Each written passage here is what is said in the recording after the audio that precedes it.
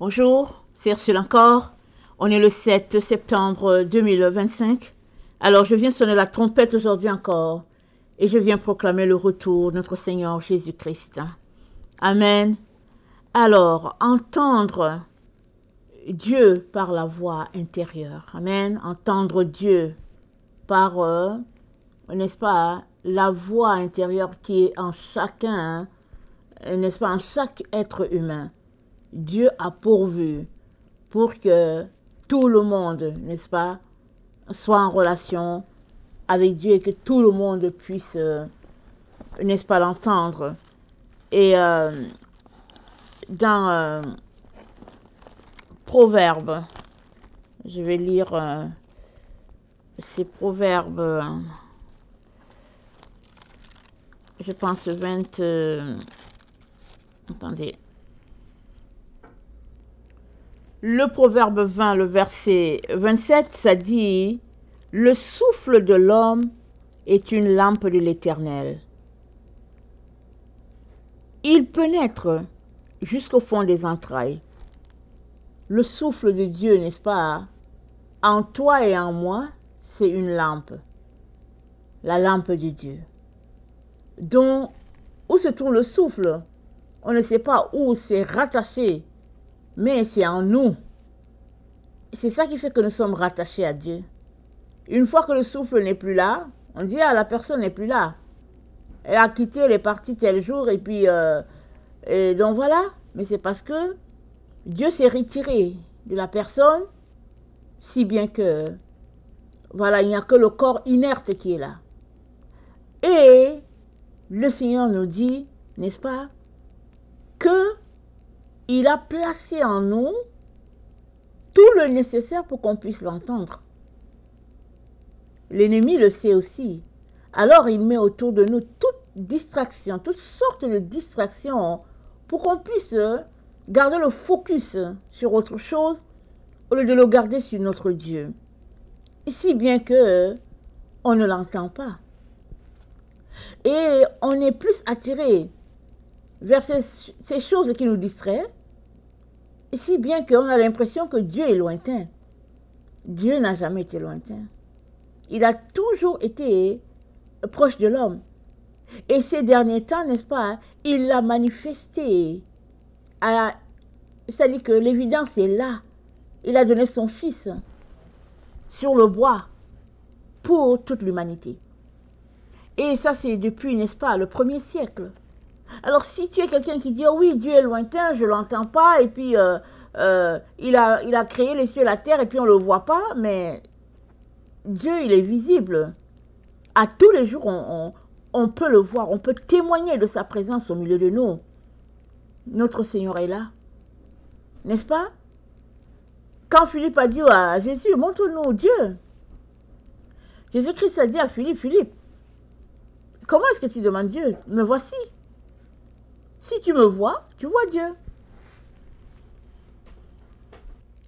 Comment les oiseaux, n'est-ce pas, qui ne parlent pas, font-ils, n'est-ce pas, pour quitter une zone donnée, n'est-ce pas, et puis voyager des milliers de kilomètres quand c'est le temps de l'hiver. Quand l'hiver approche, les oiseaux se lèvent et puis ils voyagent, ils s'en vont. Comment font-ils pour s'assembler? Et puis, ils font route ensemble, ils vont dans le coin où il fait chaud. Et quand c'est le printemps, alors ils commencent à revenir. Comment font-ils? C'est parce que, n'est-ce pas, la voix de Dieu en eux les conduit. Comment les poissons font-ils pour bouger dans les eaux profondes, dans la mer? Comment? Ils ont des sondes qui sont là, qui les conduisent. Si bien qu'ils savent ce qu'ils sont appelés à faire, et puis parce que Dieu a programmé en eux ce qu'ils sont appelés à faire, et ils le font. Si bien que, n'est-ce pas, ils ne sont pas dans la confusion, par exemple en disant, ok, je suis supposé, par exemple, si on prend l'exemple des crevettes, je suis supposé nettoyer les crevettes, c'est des agents de nettoyage. Ils sont là pour nettoyer.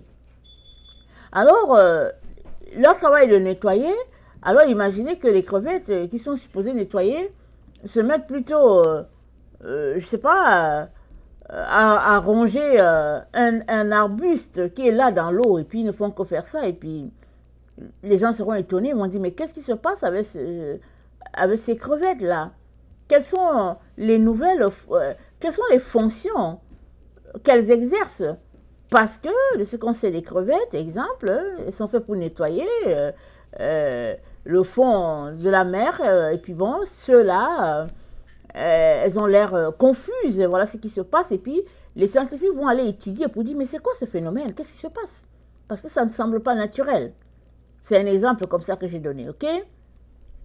Donc, Dieu a mis en chaque être humain, n'est-ce pas, la possibilité d'entendre la voix de Dieu. Et ça sera possible pour chacun si nous apprenons à nous retirer du brouhaha de la ville et puis du train-train quotidien et de laisser, n'est-ce pas, à qui de droit avoir toute la place.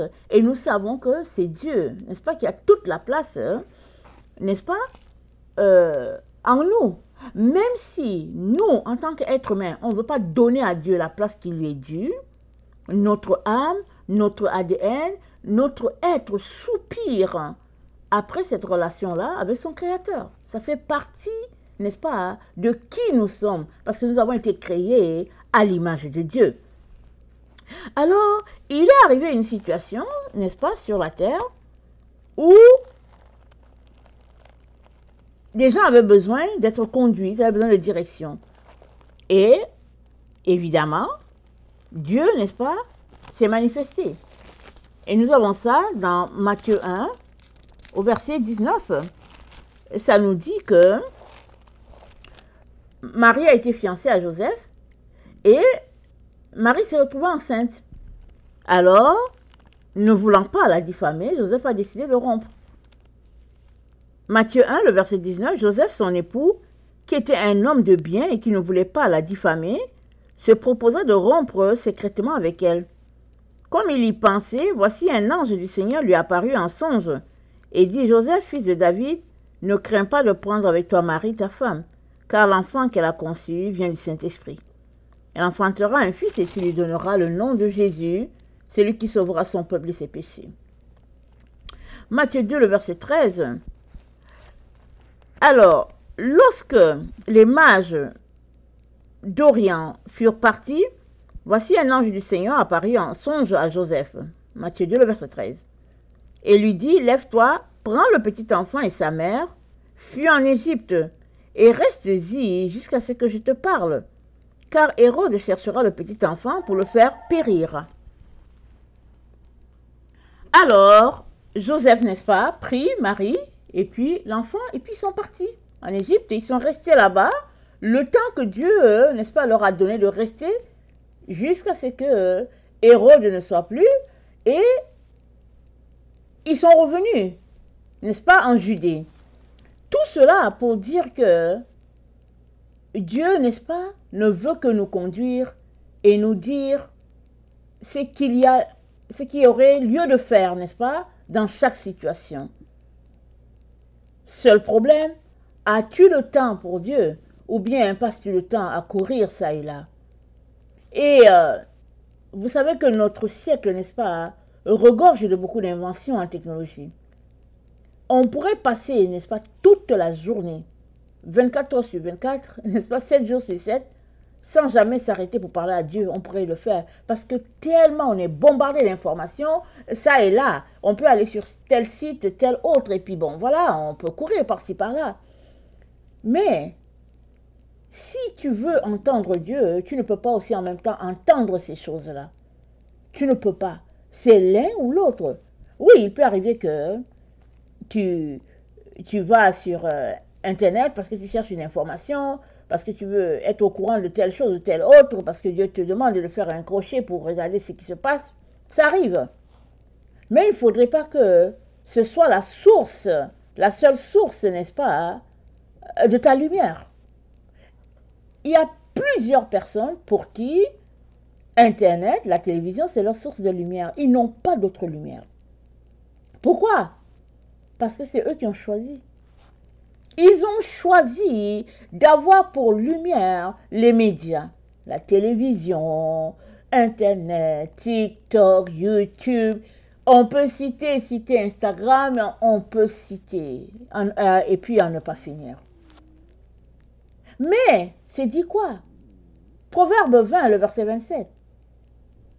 Dans l'homme, n'est-ce pas, se trouve le souffle de l'Éternel. Et le souffle de l'Éternel, c'est sa lumière. La lumière de Dieu, elle est déjà en toi. Tu n'as pas besoin d'une lumière supplémentaire. Alors, tu veux regarder une émission à la télévision, ok. Si c'est ça que Dieu t'a dit de faire, vas-y. Mais s'il ne t'a pas dit de faire, il se pourrait que cette seule émission que tu regardes vienne te voler carrément le peu de lumière qui te reste. Parce qu'il y a des émissions qui sont en ligne, c'est juste des pièges. C'est mis là, n'est-ce pas, pour des buts bien précis, afin de voler, n'est-ce pas, quelque chose aux humains qui y vont. Alors, il est donc très important, à l'heure où nous nous trouvons, de nous assurer que nous nous faisons conduire par la voix de notre Dieu. Parce que nous avons été créés à son image et nous sommes ses enfants. Et c'est ça qui est là. Alors, dans Genèse 1, voilà ce qui est dit. Genèse 1, on y va. Au verset 1, c'est dit, au commencement, Dieu créa les cieux et la terre. C'est le verset 1. Genèse 1, le verset 1. Au commencement, Dieu créa les cieux et la terre. Quand est-ce que ça a été créé, on ne sait pas. Notre monde existe depuis des milliers, je ne sais pas combien de millions d'années, moi je ne sais pas, personne ne sait. Alors, c'est ça au commencement. Le monde a été créé, n'est-ce pas, par notre Dieu. Et c'est tout. Alors, on ne pourra pas savoir c'est quand. Mais, au verset 2, c'est dit, la terre était informe et vide. Et il y avait des ténèbres à la surface de l'abîme, et l'Esprit de Dieu se mouvait au-dessus des eaux. Et Dieu dit que la lumière soit, et la lumière fut. Quand est-ce que la terre est devenue informe et vide? Quand? Parce que Dieu est lumière. Il crée, n'est-ce pas, quelque chose de sa nature. Tout ce qu'il crée est lumière. Tout ce qu'il crée est éclat. Mais quand est-ce que la terre est devenue informe et vide?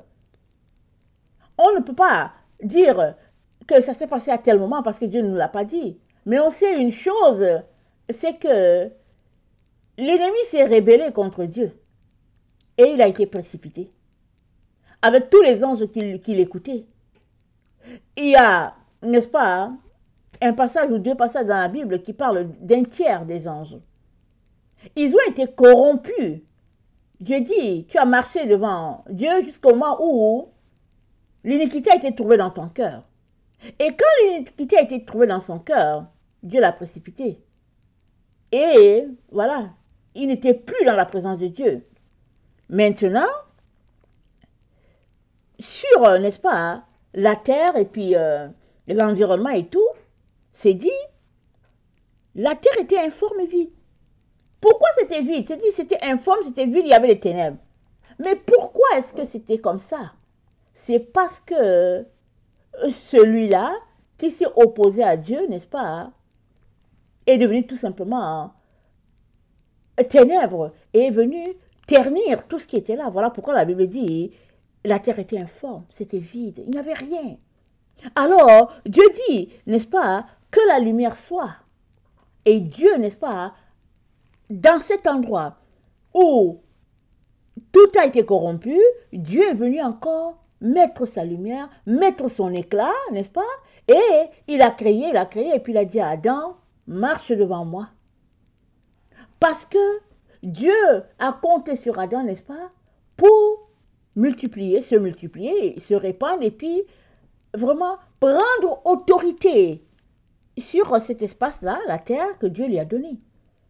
Afin que celui-là qui est venu pour souiller ne puisse pas souiller cet environnement-là.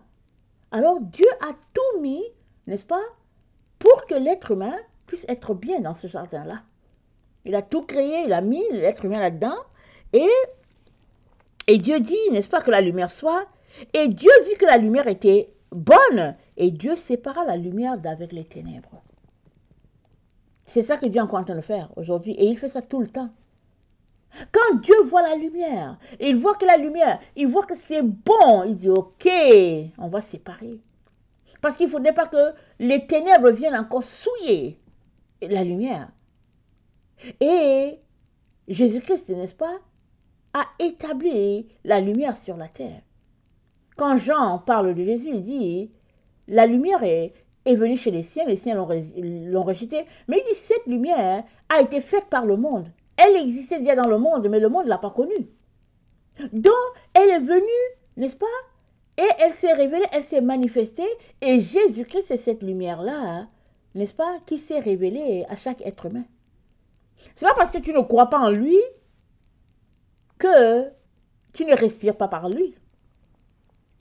Au fait, c'est là où se trouve, n'est-ce pas, le fait de la folie de l'être humain.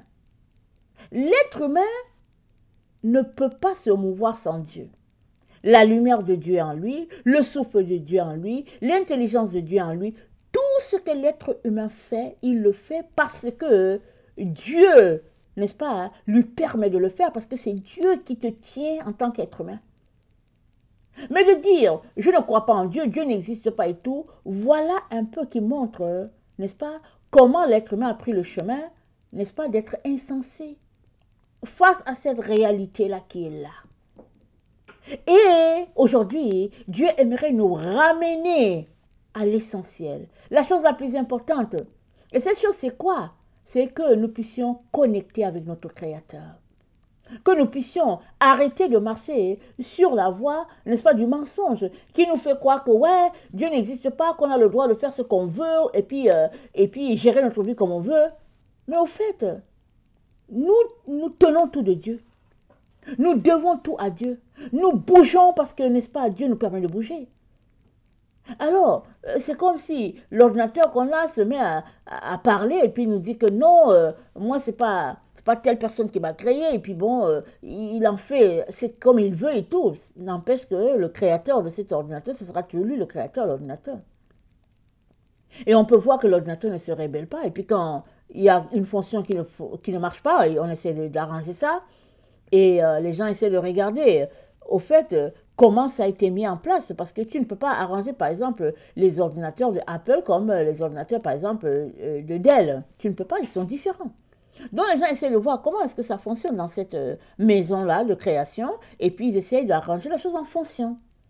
Donc, c'est la même chose pour l'être humain qui a été créé à l'image de Dieu et qui, pour fonctionner, a besoin d'avoir cette relation-là. C'est pas Dieu qui se ferme à toi.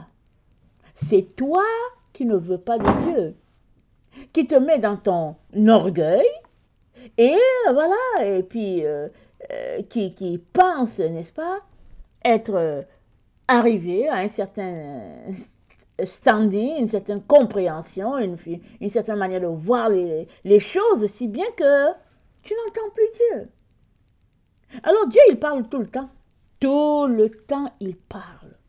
La seule chose qui est là, tu ne l'entends pas parce que il y a trop de brouhaha autour de toi, trop de voix. Si Dieu nous faisait entendre les voix qu'on entend en 24 heures, ce serait des millions de voix, des milliers. C'est terrible, n'est-ce pas? La communication, n'est-ce pas?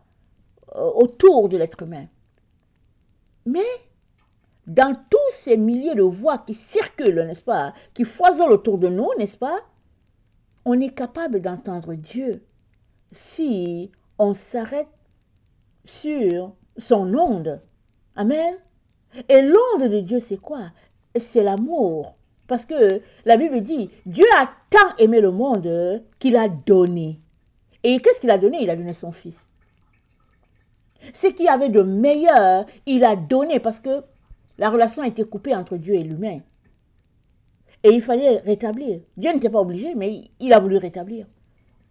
Et il a donné son Fils. son Fils, n'est-ce pas, est venu, il est mort pour nous, afin que nous soyons connectés à nouveau à notre Créateur.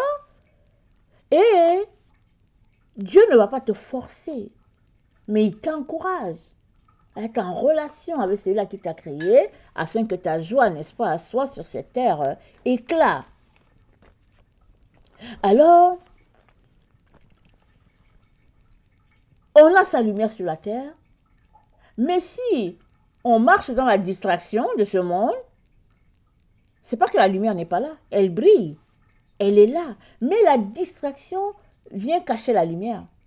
C'est comme si il y a la lumière, mais l'éclipse est là, et puis bon, tout est sombre. Alors enlève ce qui fait l'obscurité, alors tu verras la lumière de Dieu. Amen. Enlève ce qui fait l'obscurité, et la lumière de Dieu sera là. Et pour toi et moi, la manière ou bien la façon d'enlever l'obscurité, c'est d'aller dans la présence de Dieu chaque jour, c'est d'être en communion avec lui, c'est de sortir des distractions de ce monde et d'être en communion totale et parfaite avec notre Dieu.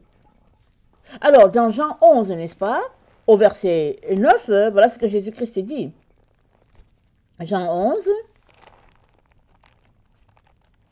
excusez, je trouve, voilà, Jean 11, verset 9, Jésus dit, « N'y a-t-il pas 12 heures au jour? Si quelqu'un marche pendant le jour, il ne bronche point, parce qu'il voit la lumière de ce monde. Mais si quelqu'un marche pendant la nuit, il bronche parce que la lumière n'est pas en lui. » On est dans la nuit. On est dans une époque de nuit. Alors Dieu dit, si quelqu'un marche dans la nuit, il bronche. N'est-ce pas? Parce que la lumière de Dieu, n'est-ce pas, n'est pas là. Il est confus. Il faut qu'il sache où il va mettre ses pas pour ne pas tomber, pour ne pas trébucher. Il faudrait.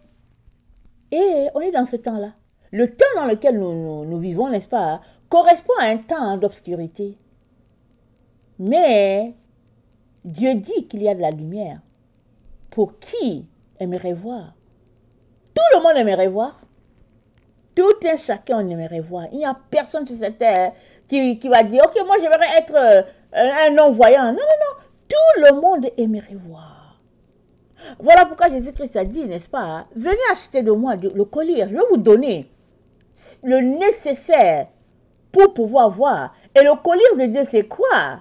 N'est-ce pas? Quand on a mal aux yeux, on va en pharmacie, et puis on va nous prescrire quelque chose, ou bien on va voir le médecin, il nous prescrit quelque chose. Mais le collier de Dieu, c'est quoi? C'est notre relation avec lui. C'est reconnecte avec ton Créateur. Et tu vas voir les choses à sa lumière. Tu vas voir les choses comme lui, il voit la lumière. Pas comme les hommes voient la lumière. Mais comme Dieu voit. Alors les gens vont te dire, ils vont dire, ah oui, tu sais quoi, ta situation est trop grave, et puis bon, voilà ce qu'ils ont dit, et puis il te reste tant nombre de jours pour mourir, et puis pour vivre, pardon, il te reste tant nombre de jours pour vivre, et puis voilà ce qui va t'arriver, Et Dieu va te dire, sois tranquille. La vie, c'est entre mes mains. Donc, sois tranquille. Et c'est tout, tu es tranquille. Parce que, eux, ils disent juste ce que leurs yeux physiques voient.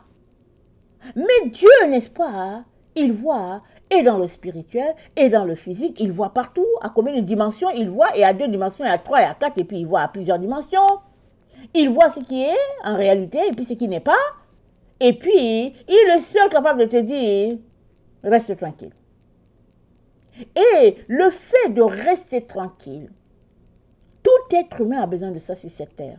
Le fait d'avoir la paix, tout être humain cherche cela.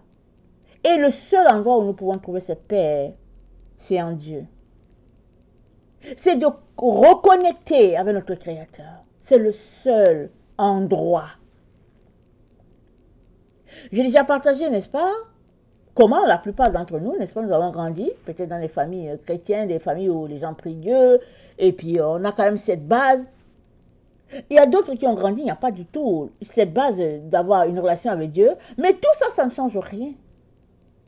On est tous au même point de vue, c'est que chacun a besoin du Créateur, et chacun devra ouvrir sa bouche, n'est-ce pas, pour dire, Seigneur, j'ai besoin de toi. Celui-là qui a grandi dans un milieu où il y avait Dieu, il a besoin d'ouvrir sa bouche pour dire, Père, pardonne-moi. J'ai grandi dans les prières, n'est-ce pas, en faisant mon catéchisme, j'ai grandi avec les notions de Dieu, mais voici que je me suis éloigné. Une fois devenu adulte, j'ai oublié ce milieu, je te demande pardon, j'aimerais à nouveau reconnecter avec toi. Et puis celui-là qui a grandi dans un milieu où il ne connaît pas, il n'a jamais entendu parler de Dieu, il a besoin de dire, Père, j'ai besoin de toi. Et Dieu va venir. Dès que tu dis ça, il vient. Il vient. Et tu as besoin de saisir cela par la foi en disant, ok, j'ai demandé à Dieu de venir, Dieu est là. Mais si tu passes ton temps à dire, mais je ne le vois pas, mais je ne te vois pas, mais je ne vois pas Dieu. Mais tu pourrais, n'est-ce pas, perdre toute ta quiétude en disant, je ne vois pas Dieu, je ne vois pas Dieu, je ne vois pas Dieu. Parce que Dieu, tu ne peux pas le voir avec tes yeux physiques là qui sont là. Mais Dieu est là. Quand bien même tu l'ignores, il est là. Il t'accompagne partout. Partout où tu vas, Dieu est avec toi. C'est toi qui l'ignores. Et tu penses qu'il n'est pas là et tu dis, oh ouais, Dieu n'existe pas. Pendant que tu dis aux gens que Dieu n'existe pas, Dieu t'entend, il t'écoute. Pendant que tu dis, ouais, mais je ne crois même pas en lui, ça ne change rien. Il est là avec toi. Tu vas dans ton bureau, tu entres ici, tu sors là, Dieu est là. David a dit, où irais-je sur cette terre où Dieu n'est pas? Il dit dans la tombe, Dieu est là. Dans le ciel, Dieu est là. Partout, sous la mer, Dieu, il n'y a pas un endroit où Dieu n'est pas. Dieu n'est pas juste à l'endroit où tu es dans l'illusion. C'est toi qui penses que Dieu n'est pas là.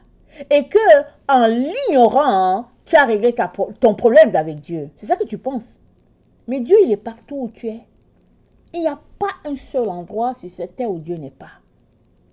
Regarde. Il te dit de prendre l'exemple sur la petite fourmi. Est-ce que tu sais combien la fourmi est petite? La fourmi, elle est très petite. C'est à peine si on peut la garder sur notre petit doigt. Elle est très petite, la fourmi. Et Dieu, dans sa grandeur, te dit de prendre l'exemple sur la petite fourmi. Pour te dire que Dieu est là, connaissant tout ce qui se passe. Et toi, jusqu'à quand vas-tu te tenir loin de ton Créateur? Jusqu'à quand? Jusqu'à quand vas-tu rester ignorant de ses appels, n'est-ce pas, à revenir sur le droit chemin? Il est donc très important, chers frères et chères sœurs, n'est-ce pas, que nous puissions reconnecter à l'essentiel.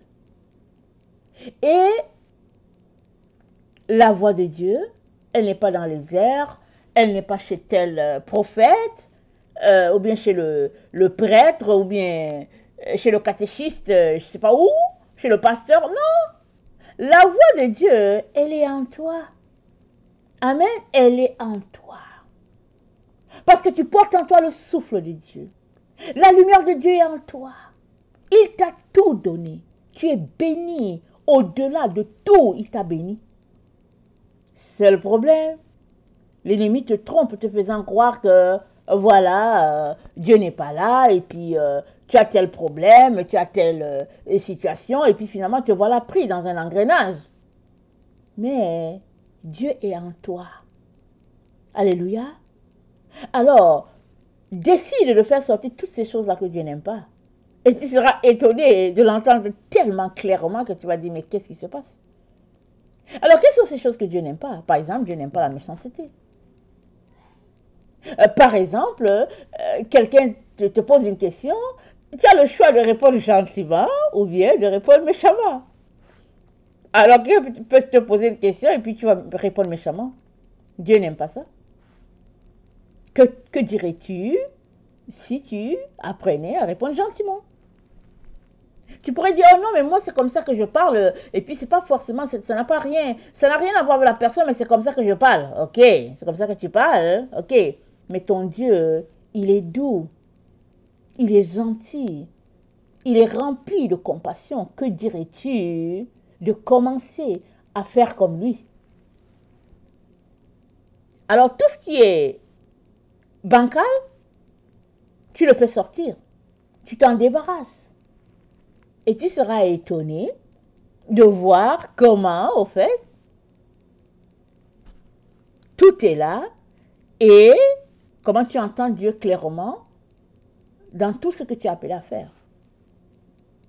Alors, un enfant, ils disent, c'est parce que c'est les psychologues ou bien, je ne sais pas quel métier qui le dit, mais un enfant de 4-5 ans, c'est reconnu que à ces âges-là, les enfants vont te dire exactement ce qu'ils sont venus faire sur la terre. Ils vont te dire ce qu'ils veulent faire. Mais quand l'enfant commence à aller à l'école, 5-10 ans, le même enfant qui t'avait dit, exemple, je vais être pompier, chauffeur de bus, il va te dire, je vais être astronaute, je vais faire ceci, je vais faire cela. Parce qu'il vient de changer, parce que l'influence avec les adultes a fait que il a été influencé à penser autrement. Et finalement, sa vie s'aligne sur autre chose que ce que Dieu voulait pour lui. Évidemment, on ne peut pas exactement dire avec certitude que quand il a dit cette parole à 4 ans, exemple, je vais être pompier, c'est que c'est ça, on ne peut pas exactement le dire. Mais les gens disent que très très souvent, à ces âges-là, l'enfant va dire ce qu'il est venu faire sur la terre. Parce qu'il n'y a pas une autre influence que la présence de papa ou de maman. Et, n'est-ce pas, surtout s'il a grandi dans une atmosphère de paix et de quiétude, c'est inné en lui, c'est dans son ADN, de pouvoir, n'est-ce pas, connaître certaines choses. Mais après, le monde dans lequel nous vivons change, n'est-ce pas, nous influence, si bien que on est débalancé. On semble perdu, on ne sait pas où on est, et puis, et voilà. Mais aujourd'hui, Dieu aimerait que nous reprenions, n'est-ce pas, le chemin de l'ordre dans notre relation avec lui. Il suffit juste de venir, de dégager du temps pour écouter ton Dieu. Prendre la Bible, la lire, ouvrir la bouche, lui parler, lui chanter des cantiques et lui dire qu'il te manque, que tu aimerais, n'est-ce pas, reprendre ta relation avec lui, que tu aimerais l'entendre et que tu aimerais que ce soit lui qui dirige ta vie. C'est des paroles simples, mais c'est des paroles vraies. Et comme je l'ai déjà dit, quand tu vas reprendre ta relation avec Dieu, tu auras l'impression que tu parles à un mur ou bien tu auras l'impression de te parler tout seul. C'est pas grave, ça fait partie, n'est-ce pas, du fait que tu es en train de reprendre quelque chose que tu avais perdu. Mais continue là-dedans, tu n'auras pas l'impression de te parler à toi tout seul. Ça ne te prendra pas long de réaliser que Dieu est là en train de communier avec toi, alors que toi, tu lui communiques, n'est-ce pas, tout ce que tu aimerais avoir de lui. Parce qu'il t'a créé, il t'aime, il t'a pensé, il t'a envoyé sur la terre. Ce n'est pas pour te négliger après. Amen, ce n'est pas pour te négliger. C'est à toi maintenant de revenir vers ton Créateur et puis établir les choses qui sont. Amen. Ces choses sont parce que c'est Dieu qui les a établies. C'est tout. Il est donc important, n'est-ce pas, que nous nous tournons vers l'essentiel. Amen. Que le Seigneur bénisse sa parole et que cette voix, n'est-ce pas, intérieure qui est là en chaque être humain puisse se manifester. Amen. De telle sorte que on sait, n'est-ce pas, ce que Dieu nous dit parce qu'on a rétabli notre relation avec lui. Amen. On a rétabli notre relation avec lui. Il est lumière. Cette lumière, elle est en toi. Elle est là. Et c'est justement après cette lumière que sont les ennemis de Dieu. C'est après cette lumière que l'ennemi est. Parce qu'un enfant de Dieu qui marche dans la lumière, n'est-ce pas, est constamment en communion avec son Père. Et ça, c'est une richesse, n'est-ce pas, plus que l'or, plus que le diamant, plus que tout. Et c'est ça que tu as besoin dans ces temps où la terre est plongée. Amen. Que le Seigneur bénisse sa parole et que sa joie soit notre force. Amen et alléluia. Amen et amen.